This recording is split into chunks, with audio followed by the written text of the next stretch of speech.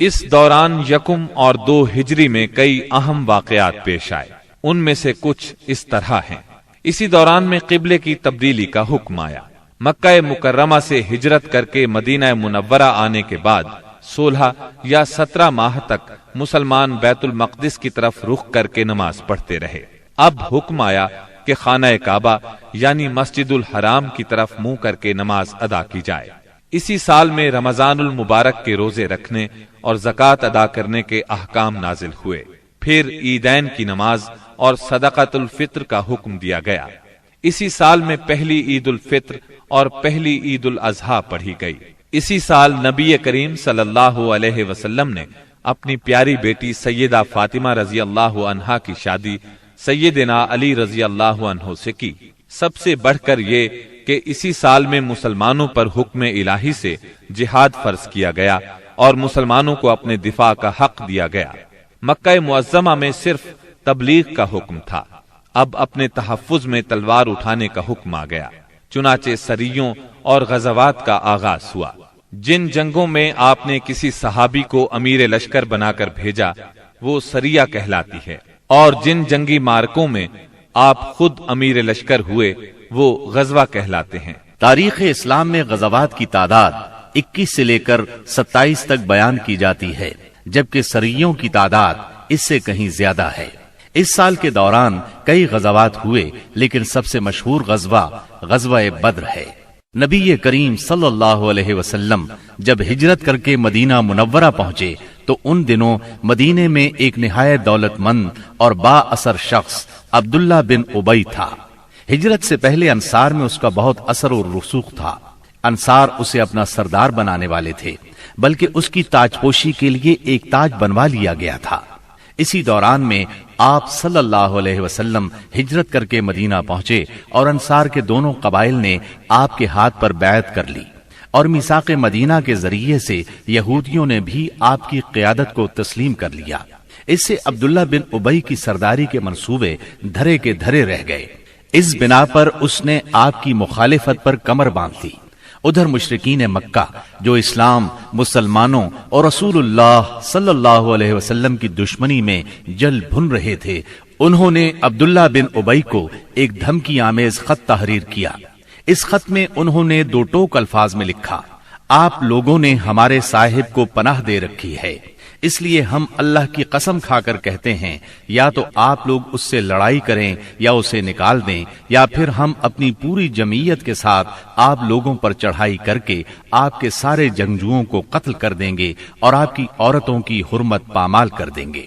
جب یہ خط عبداللہ بن ابی اور اس کے ساتھیوں کو ملا تو وہ رسول اللہ صلی اللہ علیہ وسلم سے جنگ کے لیے تیار ہو گئے۔ نبی اکرم صلی اللہ علیہ وسلم کو اس کی خبر ہوئی تو آپ ان کے پاس تشریف لے گئے اور فرمایا: قریش کی دھمکی تم لوگوں پر بہت گہرا اثر کر گئی ہے۔ تم خود اپنے آپ کو جتنا نقصان پہنچا دینا چاہتے ہو، قریش تمہیں اس سے زیادہ نقصان نہیں پہنچا سکتے۔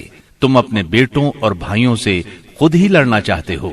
نبی اکرم صلی اللہ علیہ وسلم کی یہ بات سن کر لوگ بکھر گئے۔ اس وقت تو عبداللہ بن ابی جنگ کے ارادے سے باز آ گیا، کیونکہ اس کے ساتھی ڈھیلے پڑ گئے تھے یا بات ان کی سمجھ میں آ گئی تھی، لیکن حقیقت میں قریش کے ساتھ اس کے تعلقات خفیہ طور پر قائم رہے، کیونکہ مسلمانوں اور مشرکین کے درمیان شر اور فساد کا کوئی موقع وہ ہاتھ سے جانے نہیں دینا چاہتا تھا۔ پھر اس نے اپنے ساتھ یہود کو بھی ملا رکھا تھا تاکہ اس معاملے میں ان سے بھی مدد حاصل کرے، لیکن وہ تو نبی صلی اللہ علیہ وسلم کی حکمت تھی جو رہ رہ کر شر و فساد کی آگ کو بجھا دیتی تھی۔ مسلمانوں کی ہجرت اور مدینے میں ان کی کامیابی سے کفار مکہ بہت تل ملا رہے تھے اور مدینے پر چڑھائی کے بہانے ڈھونڈ رہے تھے۔ رسول اللہ صلی اللہ علیہ وسلم کے بڑھتے ہوئے اقتدار اور اسلام کی اشاعت نے مکہ میں ابو جہل اور ابو سفیان کو سخت بے چین کر دیا تھا۔ یہی کیفیت مدینے میں عبداللہ بن ابی کی تھی۔ اس نے قریش کے حوصلے بڑھائے اور انہیں یقین دہانی کرائی کہ اگر تم نے مدینے پر دھاوا بولا تو یہودی تمہارا ساتھ دیں گے۔ مسلمان جب سے مدینہ آئے تھے خطرات بڑھتے جا رہے تھے اور ان کے سروں پر منڈلا رہے تھے۔ یہی وجہ تھی کہ مسلمانوں نے راتوں کو جاگ جاگ کر مدینے کا پہرا دیا۔ ادھر قریش نے مدینے کو تباہ و برباد کرنے کا ارادہ کر لیا۔ اس غرض کے لیے انہوں نے کئی قبائل کو اپنا ہم نوا بنا لیا۔ چنانچہ جب نبی صلی اللہ علیہ وسلم کو خبر ہوئی تو آپ نے دو تدابیر اختیار کی۔ پہلی یہ کہ قریش کی شامی تجارت بند کر دی جائے تاکہ وہ مجبور ہو کر مدینے پر حملہ آور ہونے کا ارادہ ترک کر دیں۔ دوسرے یہ کہ مدینے کے آس پاس کے قبیلوں سے امن و امان کا معاہدہ کیا جائے تاکہ قریش جنگ مسلط کریں تو انہیں غیر جانبدار رکھا جا سکے۔ جب اللہ تعالی کی طرف سے جہاد اور قتال کی اجازت دی گئی تو رسول اللہ صلی اللہ علیہ وسلم نے کئی ایک سرایہ بھیجے اور غزوات میں حصہ لیا۔ ان کی مختصر تفصیل کچھ یوں ہے۔ اس سلسلے میں پہلا سریہ جو رسول اللہ صلی اللہ علیہ وسلم نے بھیجا وہ سریہ سیف البحر کہلاتا ہے۔ اسے آپ نے رمضان یکم ہجری بمطابق مارچ 623 عیسوی میں بھیجا اور اپنے چچا سیدنا حمزہ بن عبد المطلب رضی اللہ عنہ کو اس سریے کا امیر بنایا اور 30 مہاجرین کو ان کے زیر کمان شام سے آنے والے ایک قریشی قافلے کا پتہ لگانے کے لیے روانہ فرمایا۔ اس قافلے میں 300 آدمی تھے جن میں ابو جہل بھی تھا۔ مسلمان ایس کے اطراف میں ساحل سمندر کے پاس پہنچے تو قافلے کا سامنا ہو گیا اور دونوں فریق جنگ کے لیے صف آرا ہو گئے۔ قریب تھا کہ جنگ ہو جاتی لیکن قبیلہ جوہینہ کے سردار نے بیچ بچاؤ کرا دیا۔ دونوں فریق واپس چلے گئے۔ یہ اسلامی تاریخ کا پہلا سریہ اور پہلا فوجی عمل تھا۔ اس کا جھنڈا سفید تھا اور یہ اسلامی تاریخ کا پہلا جھنڈا تھا۔ اس کے علم بردار سیدنا ابو مرصد کناز بن حسین غنوی رضی اللہ عنہ تھے۔ اس کے بعد پے در پے سریے روانہ کیے گئے۔ چنانچہ شوال یکم ہجری میں سیدنا عبیدہ بن حارث رضی اللہ عنہ کو 60 مہاجرین کے ساتھ بطن رابغ کی وادی میں بھیجا گیا۔ وہاں ابو سفیان سے سامنا ہوا جو 200 آدمیوں کے ساتھ تھا۔ دونوں طرف سے تیر چلے لیکن جنگ نہ ہوئی۔ پھر ذی قعد یکم ہجری میں سیدنا سعد بن ابی وقاص رضی اللہ عنہ کو 20 مہاجرین کے ساتھ خرار کی طرف بھیجا گیا جو کہ جوفا کے قریب ایک مقام ہے، لیکن ان کا کسی سے سامنا نہ ہوا۔ اس کے بعد سفر 2 ہجری میں 70 مہاجرین کے ساتھ رسول اللہ صلی اللہ علیہ وسلم خود نکلے اور ابوا یا ودان تشریف لے گئے۔ مہم کا مقصد قریش کے ایک قافلے کی راہ روکنا تھا لیکن کسی سے سامنا نہ ہوا۔ یہ پہلی مہم تھی جس میں رسول اللہ صلی اللہ علیہ وسلم بذات خود نکلے۔ اس کے بعد ربیع الاول 2 ہجری میں رسول اللہ صلی اللہ علیہ وسلم 200 صحابہ کے ساتھ روانہ ہوئے۔ مقصود قریش کا قافلہ تھا جس میں امیہ بن خلف سمیت قریش کے 100 آدمی اور 2500 اونٹ تھے۔ آپ رضوہ کے اطراف میں مقام بوات تک تشریف لے گئے لیکن کسی سے سامنا نہ ہوا۔ اسی مہینے میں قرز بن جابر فہری نے مشرکین کی ایک مختصر سی فوج کے ساتھ مدینہ کی چراگاہ پر چھاپا مارا اور کچھ مویشی ہانک کر لے گیا۔ رسول اللہ صلی اللہ علیہ وسلم نے 70 صحابہ کے ہمراہ اس کا تعاقب کیا اور بدر کے اطراف میں واقع وادی صفوان تک تشریف لے گئے لیکن قرز نکل بھاگا۔ اسی واقعے کو بعض لوگ غزوہ بدر اولا بھی کہتے ہیں۔ اس کے بعد آپ جمادی الاولا یا جمادی الاخری 2 ہجری میں 150 یا 200 مہاجرین کے ساتھ ذوالعشیرہ تک تشریف لے گئے۔ مقصود قریش کے ایک قافلے کو روکنا تھا جو ملک شام جا رہا تھا، لیکن آپ کے پہنچنے سے پہلے وہ جا چکا تھا۔ اس سفر میں آپ نے بنو مدلج اور ان کے حلیف بنو زمرہ سے جنگ نہ کرنے کا معاہدہ کیا۔ پھر رجب 2 ہجری میں نبی اکرم صلی اللہ علیہ وسلم نے سیدنا عبداللہ بن جہش اسدی رضی اللہ عنہ کو 12 مہاجرین کے ساتھ مکہ اور طائف کے درمیان ایک مقام نخلہ کی طرف روانہ کیا۔ مقصد یہ تھا کہ وہ قریش کے ایک قافلے کی خبر لائیں، مگر ان لوگوں نے قافلے پر حملہ کر کے عمر بن حضرمی کو قتل اور عبداللہ بن مغیرہ کے بیٹے عثمان اور مغیرہ کے غلام حکیم بن کیسان کو قید کر لیا اور قافلے کو ہانک لائے۔ ان کے ایسا کرنے پر آپ ان سے ناراض ہوئے، چنانچہ قیدیوں کو چھوڑ دیا گیا اور مقتول کا خون بہا ادا کیا گیا۔ یہ واقعہ رجب کی آخری تاریخ کو پیش آیا تھا، اس لیے مشرکین نے شور مچایا کہ مسلمانوں نے حرام مہینے کی حرمت پامال کر ڈالی۔ اس پر سورہ بقرہ کی آیت 217 نازل ہوئی۔ لوگ آپ سے حرام مہینے میں لڑائی کے بارے میں پوچھتے ہیں، آپ کہہ دیجئے اس میں جنگ کرنا بڑا گناہ ہے، اور اللہ کی راہ سے روکنا اور اس کے ساتھ کفر کرنا، مسجد حرام سے روکنا اور اس کے باشندوں کو وہاں سے نکالنا، یہ سب اللہ کے نزدیک اور زیادہ بڑا جرم ہے اور فتنہ قتل سے بڑھ کر ہے۔ یہ تھی جنگی نقل و حرکت جو مدینہ منورہ اور اس کے اطراف کے امن کی حفاظت کے لیے نبی صلی اللہ علیہ وسلم اور مسلمانوں نے قائم کر رکھی تھی۔ اس سے قریش کو یہ بتلانا بھی مقصود تھا کہ اگر وہ اپنے شر سے باز نہ آئے تو انجام برا ہوگا، لیکن وہ اپنی خودسری اور تکبر میں بڑھتے ہی چلے گئے۔ چنانچہ بدر کے میدان میں انہوں نے اس کی سزا پا لی اور جزا بہرحال گھاٹے ہی کی تھی۔ 17 رمضان 2 ہجری کو غزوہ بدر ہوا۔ یہ قریش اور مسلمانوں کے درمیان پہلا فیصلہ کن معرکہ تھا۔ اس کا سبب یہ ہوا کہ رسول اللہ صلی اللہ علیہ وسلم جس قافلے کے لیے ذوالعشیرہ تک تشریف لے گئے تھے اور وہ بچ کر شام چلا گیا تھا، آپ صلی اللہ علیہ وسلم اس کی طاق میں تھے اور اس کی خبر لانے کے لیے آپ نے شام کے مقام ہورا تک طلحہ بن عبید اللہ اور سعید بن زید رضی اللہ عنہما کو بھیجا۔ چنانچہ جیسے ہی یہ قافلہ وہاں سے گزرا، انہوں نے فوراً مدینہ منورہ خبر پہنچائی۔ اس قافلے میں اہل مکہ کی بڑی دولت تھی، یعنی 1000 اونٹ جن پر کم از کم 262 کلو سونے کی مالیت کا سامان تھا، اور اس کی حفاظت کے لیے صرف 40 آدمی تھے۔ خبر ملتے ہی رسول اللہ صلی اللہ علیہ وسلم نے صحابہ کرام رضی اللہ عنہم کو نکلنے کی دعوت دی، تاہم نکلنا ضروری نہیں قرار دیا۔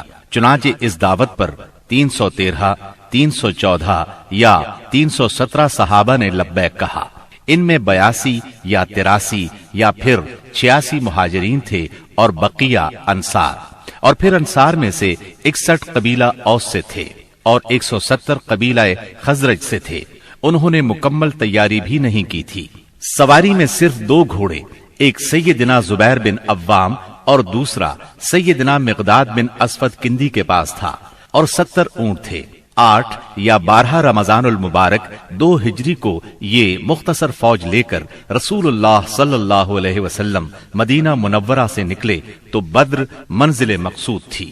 یہ مدینہ منورہ کے جنوب مغرب میں 155 کلومیٹر کے فاصلے پر واقع ہے۔ اسے ہر طرف سے بلند پہاڑوں نے گھیر رکھا ہے، زیادہ حصہ ریتلا ہے۔ ساحل سمندر یہاں سے قریباً 10 میل کے فاصلے پر ہے۔ یہاں پانی کا ایک چشمہ ہے اور ارد گرد باغات موجود ہیں۔ اس قافلے کے سالار ابو سفیان تھے، جو بہت ہوشیار اور چوکنے آدمی تھے۔ ہر آنے جانے والے سے مسلمانوں کی نقل و حرکت کے بارے میں معلوم کرتے رہتے تھے۔ ابھی وہ بدر سے کافی دور تھے کہ انہیں مسلمانوں کے نکلنے کا علم ہو گیا۔ چنانچہ انہوں نے فوراً قافلے کا رخ مغرب کی طرف پھیر کر ساحل کا راستہ پکڑ لیا اور بدر کا راستہ مکمل طور پر چھوڑ دیا۔ ساتھ ہی زمزم بن عمر غفاری کو اجرت دے کر مکہ بھیجا کہ جس قدر جلد ممکن ہو انہیں مسلمانوں کے نکلنے کی اطلاع دے دیں۔ اس نے خبر پہنچائی تو اہل مکہ نہایت تیزی سے تیار ہوئے اور سب کے سب نکلے۔ ابو لہب کے سوا بڑوں میں سے کوئی پیچھے نہ رہا۔ آس پاس کے قبائل کے لوگ بھی ساتھ لے لیے۔ جب یہ لشکر مقام جحفہ پر پہنچا تو ابو سفیان کا پیغام ملا۔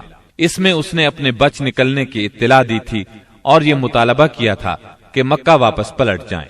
چنانچہ لوگوں نے واپسی کا ارادہ کر لیا، مگر ابو جہل نے اپنے تکبر اور اکڑ کی وجہ سے واپس جانے سے انکار کر دیا۔ قریش کی فوج میں 1000 آدمی تھے، جن کے پاس 100 گھوڑے اور 600 زرہیں تھی اور اونٹ کثرت سے تھے۔ ایک طرف انہیں اپنی کثرت پر ناز اور ساز و سامان پر فخر تھا، تو دوسری طرف نبی کریم صلی اللہ علیہ وسلم عز و انکسار سے اللہ کی بارگاہ میں ہاتھ پھیلائے دعا کر رہے تھے۔ آپ کی دعا کے الفاظ یہ تھے: اے باری تعالی، اگر مسلمانوں کی یہ مٹھی بھر جماعت ہلاک ہو گئی تو روئے زمین پر کبھی تیری عبادت نہ کی جائے گی۔ اے اللہ، اگر تو چاہے تو آج کے بعد کبھی تیری عبادت نہ کی جائے۔ آپ نے خوب تضرع اور خلوص سے دعا کی، یہاں تک کہ آپ کی چادر آپ کے کندھوں سے گر گئی۔ سیدنا ابو بکر رضی اللہ عنہ نے چادر درست کی اور عرض کیا، اے اللہ کے رسول بس کریں۔ آپ نے اپنے رب سے جی بھر کے دعا فرما لی۔ دونوں لشکر آمنے سامنے آئے تو سب سے پہلے مشرکین میں سے بہترین سالار عتبہ، شیبہ اور ولید بن عتبہ میدان میں نکلے۔ عتبہ اور شیبہ ربیہ کے بیٹے تھے۔ انہوں نے للکار کر کہا، آؤ تم میں سے کون ہمارے مقابلے پر آتا ہے۔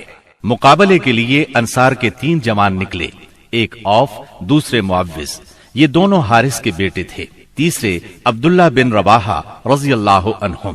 قریشیوں نے کہا، تم کون لوگ ہو؟ انہوں نے کہا، ہم انصار کی ایک جماعت ہیں۔ قریشیوں نے کہا، آپ لوگ شریف مد مقابل ہیں، لیکن ہمیں آپ سے سروکار نہیں، ہم تو اپنے چچیرے بھائیوں کو چاہتے ہیں۔ پھر ان کے منادی نے آواز لگائی، محمد ہمارے پاس ہماری قوم کے ہمسروں کو بھیجو۔ رسول اللہ صلی اللہ علیہ وسلم نے فرمایا، عبیدہ بن حارث اٹھو، حمزہ اٹھو، علی اٹھو۔ جب یہ لوگ اٹھے اور قریشیوں کے قریب پہنچے تو انہوں نے پوچھا، آپ کون لوگ ہیں؟ انہوں نے اپنا تعارف کرایا۔ قریشیوں نے کہا، آپ لوگ شریف مد مقابل ہیں۔ اس کے بعد مارکہ آرائی ہوئی۔ سیدنا عبیدہ بن حارث نے عتبہ بن ربیہ سے مقابلہ کیا، سیدنا حمزہ نے شیبہ سے اور سیدنا علی نے ولید سے۔ سیدنا حمزہ اور سیدنا علی نے اپنے اپنے مد مقابل کو جھٹ مار لیا، لیکن عبیدہ بن حارث اور ان کے مد مقابل کے درمیان ایک ایک وار کا تبادلہ ہوا اور دونوں میں سے ہر ایک نے دوسرے کو گہرا زخم لگایا۔ اتنے میں سیدنا علی اور سیدنا حمزہ اپنے اپنے شکار سے فارغ ہو کر آ گئے۔ آتے ہی عتبہ پر ٹوٹ پڑے، اس کا کام تمام کیا اور سیدنا عبیدہ کو اٹھا لائے۔ ان کا پاؤں کٹ گیا تھا اور آواز بند ہو گئی تھی، جو مسلسل بند ہی رہی، یہاں تک کہ جنگ کے 4 یا 5ویں دن جب مسلمان مدینے سے واپس ہوتے ہوئے وادی صفرا سے گزر رہے تھے، ان کا انتقال ہو گیا۔ مبارزت کا نتیجہ مشرکین کے لیے برا ثابت ہوا، چنانچہ وہ غصے سے بے قابو ہو کر مسلمانوں کی صفوں میں تندی کے ساتھ ٹوٹ پڑے، گھمسان کا رن پڑا اور کشتوں کے پشتے لگ گئے۔ اس سے مشرکین کی صفوں میں اضطراب کی لہر دوڑ گئی۔ طاغوت اکبر ابو جہل ملعون نے اپنی صفوں میں اضطراب کی ابتدائی لہر دیکھی تو چاہا کہ اس سیلاب کے سامنے ڈٹ جائے، چنانچہ وہ اپنے لشکر کو للکارتا ہوا تکبر کے ساتھ کہنے لگا، لات و عزا کی قسم، ہم اس وقت تک واپس نہیں ہوں گے جب تک انہیں رسیوں میں نہ جکڑ لیں۔ دیکھو تمہارا کوئی آدمی ان کے کسی آدمی کو قتل نہ کرے، بلکہ انہیں پکڑو اور گرفتار کرو تاکہ ہم ان کو اس حرکت کا مزہ چکھائیں۔ لیکن اسے اس غرور کی حقیقت کا بہت جلد پتہ لگ گیا، کیونکہ چند ہی لمحے بعد مسلمانوں کے حملے کی تندی کے سامنے مشرکین کی صفیں پھٹنا شروع ہو گئیں۔ البتہ ابو جہل اب بھی اپنے گرد مشرکین کا ایک غول لیے جمع ہوا تھا۔ اس غول نے ابو جہل کے چاروں طرف تلواروں کی باڑھ اور نیزوں کا ایک جنگل قائم کر رکھا تھا، لیکن غیرت مند مسلمانوں کے اسلامی ہجوم کی آندھی نے اس باڑھ کو بھی بکھیر دیا اور اس جنگل کو بھی اکھیڑ دیا۔ اس کے بعد یہ طاغوت اکبر دکھائی پڑا۔ مسلمانوں نے دیکھا کہ وہ ایک گھوڑے پر چکر کاٹ رہا ہے، ادھر اس کی موت 2 انصاری جوانوں کے ہاتھوں اس کا خون چوسنے کی منتظر تھی۔ طاغوت اکبر ابو جہل کے قتل کا عبرتناک واقعہ بیان کرتے ہوئے عبد الرحمن بن عوف رضی اللہ عنہ فرماتے ہیں کہ میں جنگ بدر کے روز صف کے اندر تھا کہ اچانک مڑا تو کیا دیکھتا ہوں کہ دائیں بائیں 2 نوعمر جوان ہیں۔ گویا ان کی موجودگی سے میں حیران ہو گیا کہ اتنے میں ایک نے اپنے ساتھی سے چھپا کر مجھ سے کہا، چچا جان مجھے ابو جہل کو دکھلا دیجئے۔ میں نے کہا، بھتیجے تم اسے کیا کرو گے؟ اس نے کہا، مجھے بتایا گیا ہے کہ وہ رسول اللہ صلی اللہ علیہ وسلم کو گالی دیتا ہے۔ اس ذات کی قسم جس کے ہاتھ میں میری جان ہے، اگر میں نے اس کو دیکھ لیا تو میرا وجود اس کے وجود سے الگ نہ ہوگا، یہاں تک کہ ہم میں سے جس کی موت پہلے لکھی ہے وہ مر جائے۔ وہ کہتے ہیں مجھے اس پر تعجب ہوا۔ اتنے میں دوسرے نوعمر نوجوان نے مجھے اشارے سے متوجہ کر کے یہی بات کہی۔ ان کا بیان ہے کہ میں نے چند ہی لمحوں بعد دیکھا کہ ابو جہل لوگوں کے درمیان چکر کاٹ رہا ہے۔ میں نے کہا، ارے دیکھتے نہیں، یہ رہا تم دونوں کا شکار جس کے بارے میں تم مجھ سے پوچھ رہے تھے۔ فرماتے ہیں کہ یہ سنتے ہی وہ دونوں شاہین اپنی تلواریں لیے جھپٹ پڑے اور اسے مار کر قتل کر دیا۔ پھر پلٹ کر رسول اللہ صلی اللہ علیہ وسلم کے پاس آئے۔ آپ نے فرمایا تم میں سے کس نے قتل کیا ہے؟ دونوں نے کہا میں نے قتل کیا ہے۔ آپ نے دونوں کی تلواریں دیکھیں اور فرمایا تم دونوں نے قتل کیا ہے، البتہ ابو جہل کا سامان معاذ بن عمرو بن جموح کو دیا۔ دونوں حملہ آوروں کا نام معاذ بن عمرو بن جموح اور معاذ بن افرا ہے۔ سیرت نگار ابن اسحاق کا بیان ہے کہ معاذ بن عمرو بن جموح نے کہا کہ میں نے مشرکین کو سنا وہ ابو جہل کے بارے میں کہہ رہے تھے ابو الحکم تک کسی کی رسائی نہ ہو۔ معاذ بن عمرو کہتے ہیں کہ جب میں نے یہ بات سنی تو اسے اپنے نشانے پر لے لیا اور اس کی سمت جمع رہا۔ جب گنجائش ملی تو میں نے حملہ کر دیا اور ایسی ضرب لگائی کہ اس کا پاؤں نصف پنڈلی سے اڑ گیا۔ واللہ جس وقت یہ پاؤں اڑا ہے تو میں اس کی تشبیہ صرف اس گٹھلی سے دے سکتا ہوں جو موصل کی مار پڑنے پر جھٹک کر اڑ جائے۔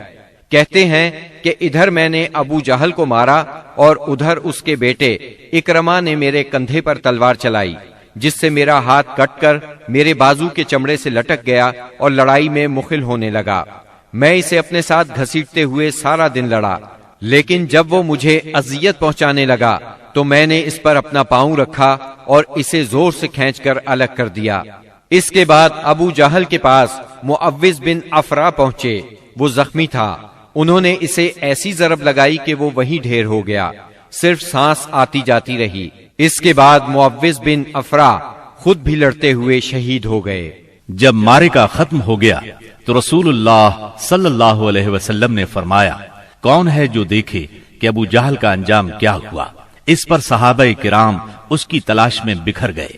عبداللہ بن مسعود رضی اللہ عنہ نے اسے اس حالت میں پایا کہ ابھی سانس آ جا رہی تھی۔ انہوں نے اس کی گردن پر پاؤں رکھا اور سر کاٹنے کے لیے داڑھی پکڑی اور فرمایا او اللہ کے دشمن، آخر اللہ نے تجھے رسوا کیا نا؟ اس نے کہا مجھے کاہے کو رسوا کیا؟ کیا جس شخص کو تم لوگوں نے قتل کیا ہے اس سے بھی بلند پایا کوئی آدمی ہے؟ یا جس کو تم لوگوں نے قتل کیا اس سے بھی کوئی اوپر آدمی ہے؟ پھر بولا کاش مجھے کسانوں کی بجائے کسی اور نے قتل کیا ہوتا۔ اس کے بعد کہنے لگا مجھے بتاؤ فتح کس کی ہوئی؟ عبداللہ بن مسعود رضی اللہ عنہ نے فرمایا اللہ اور اس کے رسول صلی اللہ علیہ وسلم کی۔ اس کے بعد عبداللہ بن مسعود رضی اللہ عنہ سے جو اس کی گردن پر پاؤں رکھ چکے تھے کہنے لگا او بکری کے چرواہے، تو بڑی اونچی اور مشکل جگہ پر چڑھ گیا۔ واضح رہے کہ عبداللہ بن مسعود رضی اللہ عنہ مکے میں بکریاں چرایا کرتے تھے۔ اس گفتگو کے بعد عبداللہ بن مسعود رضی اللہ عنہ نے اس کا سر کاٹ لیا اور رسول اللہ صلی اللہ علیہ وسلم کی خدمت میں لا کر حاضر کرتے ہوئے عرض کیا یا رسول اللہ صلی اللہ علیہ وسلم، یہ رہا اللہ کے دشمن ابو جہل کا سر۔ آپ نے 3 بار فرمایا واقعی اس اللہ کی قسم جس کے سوا کوئی معبود نہیں۔ اس کے بعد فرمایا اللہ اکبر، الحمد للہ الذی صدق وعدہ ونصر عبدہ وہزم الاحزاب وحدہ۔ اللہ اکبر، تمام حمد اللہ کے لیے ہے جس نے اپنا وعدہ سچ کر دکھایا، اپنے بندے کی مدد فرمائی اور تنہا سارے گروہوں کو شکست دی۔ پھر فرمایا چلو مجھے اس کی لاش دکھاؤ۔ جب آپ صلی اللہ علیہ وسلم کو لاش دکھائی گئی تو آپ نے فرمایا یہ اس امت کا فرعون ہے۔ معاذ بن عمرو اور معوذ بن افرا کے ایمان افروز کارناموں کا ذکر ہو چکا ہے۔ حقیقت یہ ہے کہ اس معرکے میں قدم قدم پر ایمان کے ایسے تابناک نقوش پیش آئے جن میں عقیدت کی قوت اور اصول کی پختگی نمایاں اور جلوگر تھی۔ اس معرکے میں باپ اور بیٹے میں، بھائی اور بھائی میں صف آرائی ہوئی، اصولوں کے اختلاف پر تلواریں بے نیام ہوئیں اور مظلوم و مقہور نے ظالم و قاہر سے ٹکرا کر اپنے غصے کی آگ بجھائی۔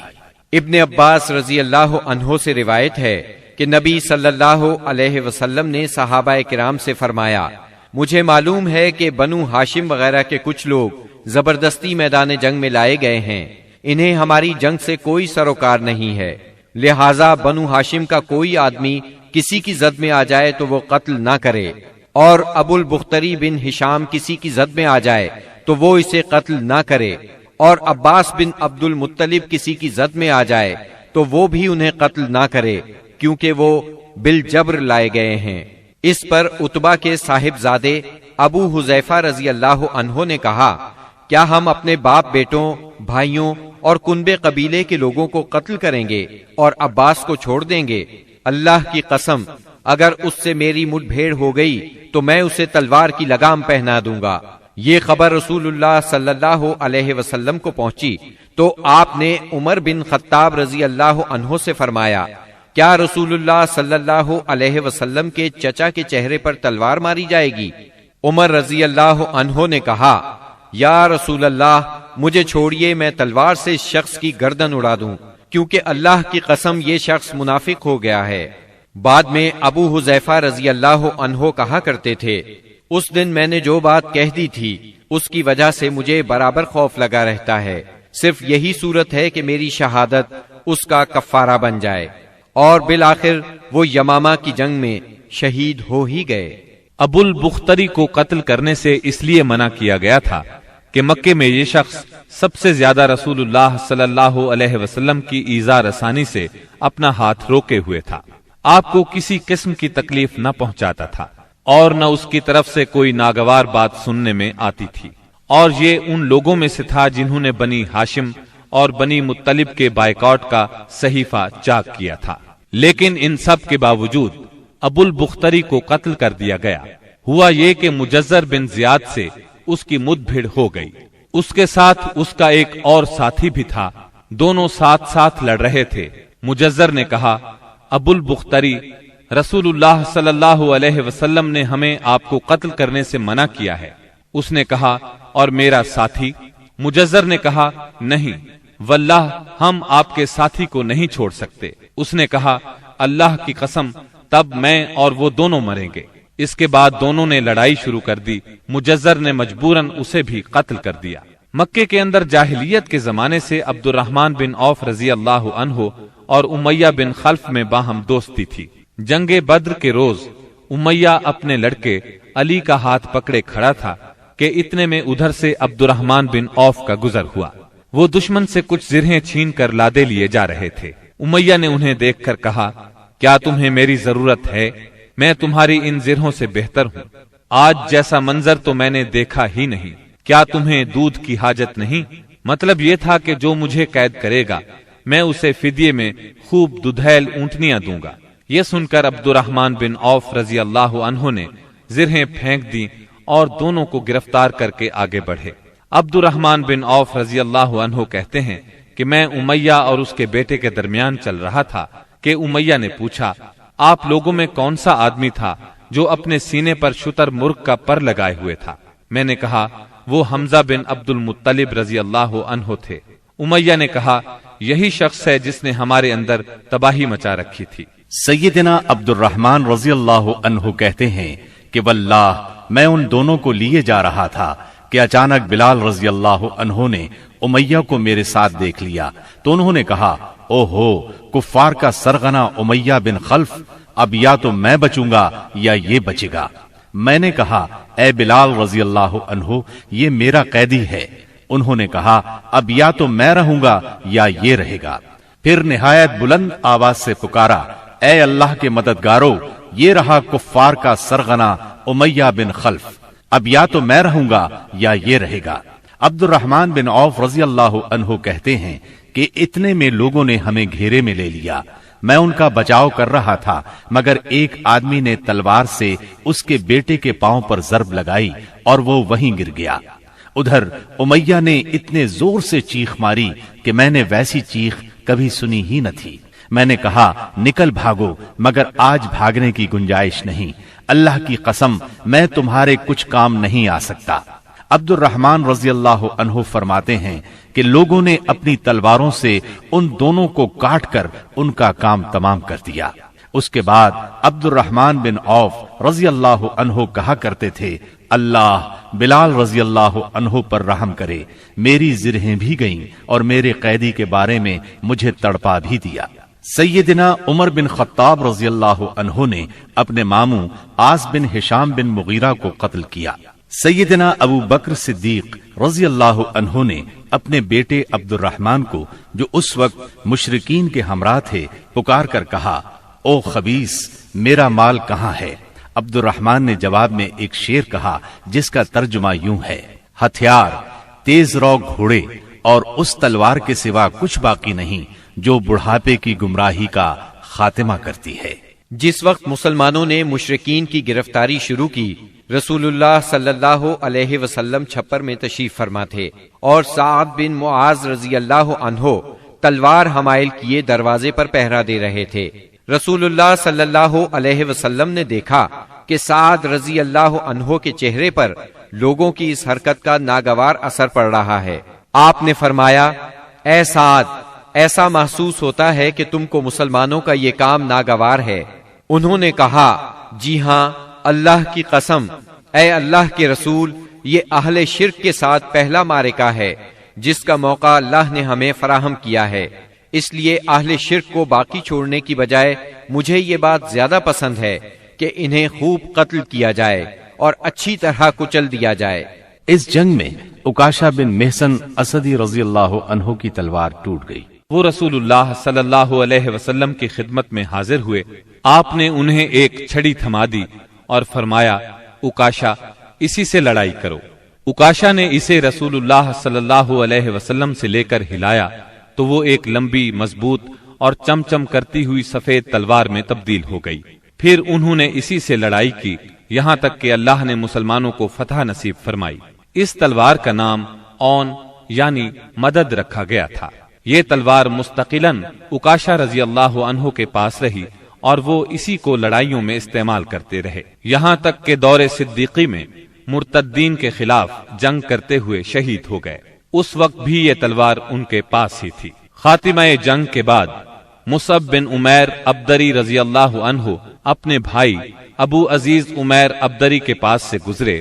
ابو عزیز نے مسلمانوں کے خلاف جنگ لڑی تھی اور اس وقت ایک انصاری صحابی اس کا ہاتھ باندھ رہے تھے۔ مصعب نے اس انصاری سے کہا، اس شخص کے ذریعے اپنے ہاتھ مضبوط کرنا، اس کی ماں بڑی مالدار ہے، وہ غالباً تمہیں اچھا فدیہ دے گی۔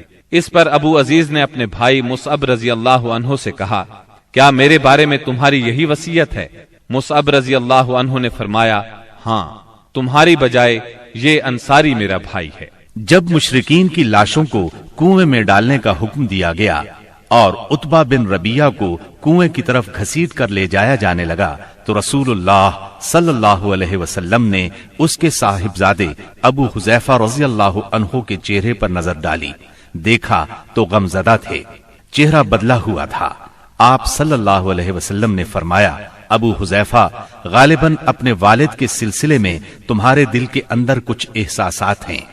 انہوں نے کہا، نہیں واللہ یا رسول اللہ، میرے اندر میرے باپ کے بارے میں اور ان کے قتل کے بارے میں ذرا بھی لرزش نہیں، البتہ میں اپنے باپ کے متعلق جانتا تھا کہ ان میں سوجھ بوجھ ہے، دور اندیشی اور فضل و کمال ہے، اس لیے میں آس لگائے بیٹھا تھا کہ یہ خوبیاں انہیں اسلام تک پہنچا دیں گی، لیکن اب ان کا انجام دیکھ کر اور اپنی توقع کے خلاف کفر پر ان کا خاتمہ دیکھ کر مجھے افسوس ہے۔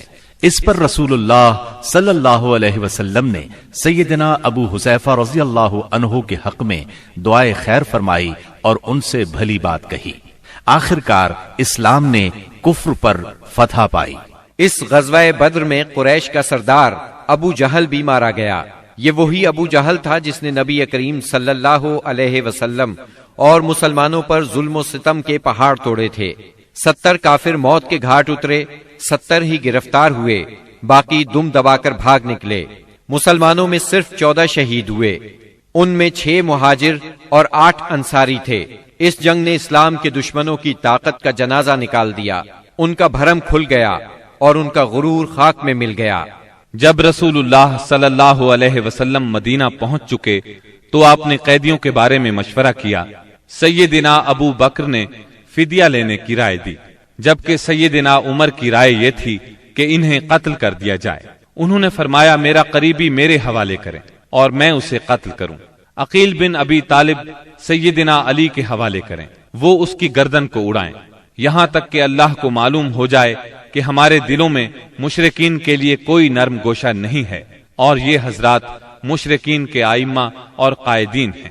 رسول اللہ صلی اللہ علیہ وسلم نے فدیہ لینا طے کیا۔ یہ فدیہ 4000 سے 3000 اور کم از کم 1000 درہم تک تھا، اور ان میں سے جو لکھنا پڑھنا جانتے تھے ان کا فدیہ یہ قرار دیا گیا کہ وہ 10 بچوں کو لکھنا پڑھنا سکھا دیں۔ غزوہ بدر میں قریش کے 70 آدمی مارے گئے، ان میں عتبہ اور ابو جہل جیسے رئیس شامل تھے۔